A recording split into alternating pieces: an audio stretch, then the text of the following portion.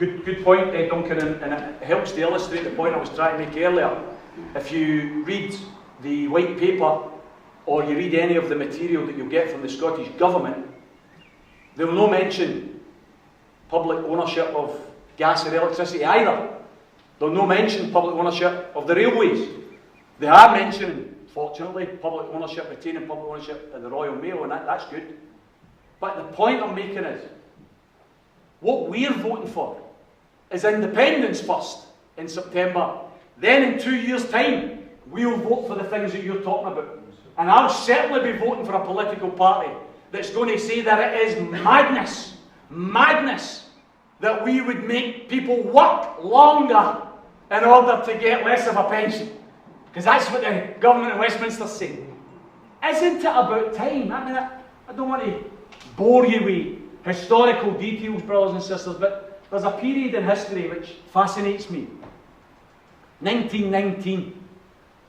There was a strike in Glasgow involving all of the shipyards and the engineering works, and it was called the 40-hour strike. And the reason it fascinates me is, a lot of people don't know this, but for 3 days, Glasgow was under martial law.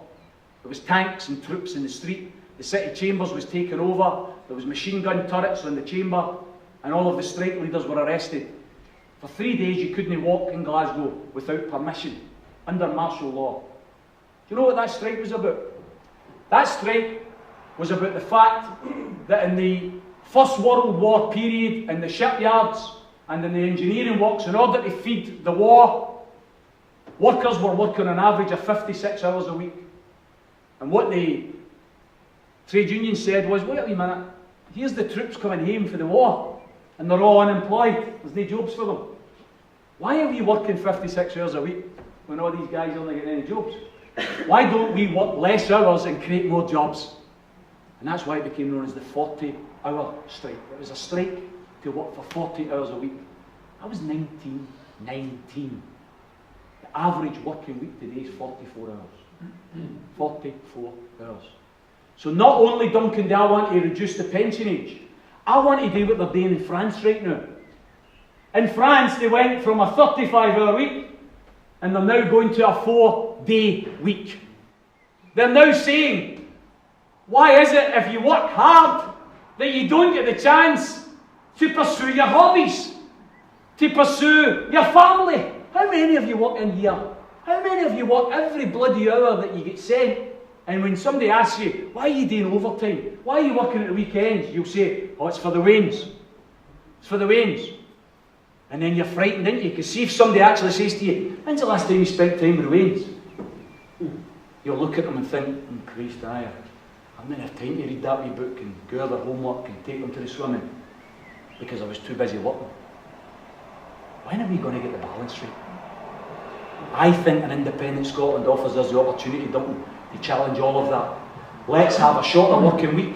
Let's have earlier retirement. That creates more jobs in the economy for everybody else.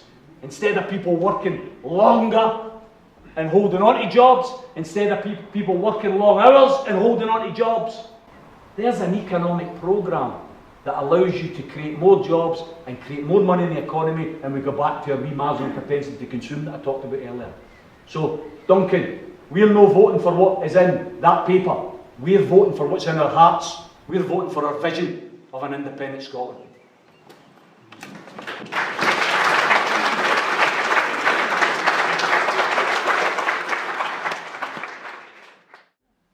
What's your first name? Anne's made a point in the front again. I don't know if anybody heard, but she was saying on the whole issue of job creation, not only is it about creating jobs for youngsters, but how many pensioners do you know who try and get a wee bit of work because the level of the pension, state pension, maybe an employment pension, isn't enough to live on. And we have a state pension system in this country which is pants, which needs transforming.